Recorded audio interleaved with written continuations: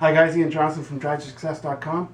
Today I thought I'd talk about some of the differences between business to business and business to consumer service in terms of customer service.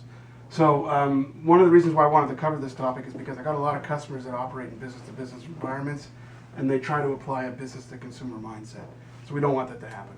So number one, we're going to talk about what is a business to consumer environment. We'll define that first and then we'll compare it to business after.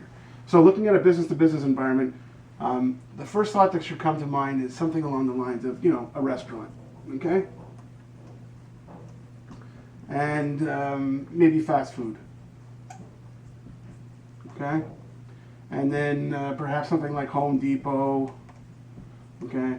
In another video I use the example of Walmart, okay? Now, what ends up happening is in a business to consumer environment, the service norms within the industries are basically determined by the competition, and they're basically in close proximity to one another. When you go to a restaurant, you expect a certain level of service, and that's based on your prior experiences. When you go to a fast food place, you expect that the service isn't going to be the number one priority.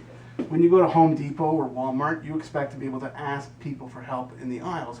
So in essence, when it comes to a business to consumer environment, the companies that operate in business to consumer, their service levels are dictated by their competitors, who in a lot of cases are in close proximity to these outlets, okay? So it's not uncommon to see Home Depot and a competitor right across the street from one another, okay? This is entirely different from business to consumer, business to business, sorry, okay? In business to business environments, your customer service capabilities or your service capabilities as a company are dictated by the company's size, okay? You may be a small company, you may be a medium-sized company, you may have competitors that are a world away or on the, overseas. And so your size dictates your ability in business to business in order to how you operate the kind of service that you can provide. For instance, let's say you wanted to offer delivered pricing as a service. Well, you could only do that in a certain geographical location, I'm sure, okay? So you wouldn't be able to offer that kind of delivered pricing as a service unless you were a large corporation that had independent locations worldwide. So bottom line, there is an inherent difference between how a company services its customer base in business to consumer and how a company services its customer base in business to business. Okay? They're totally different. Okay?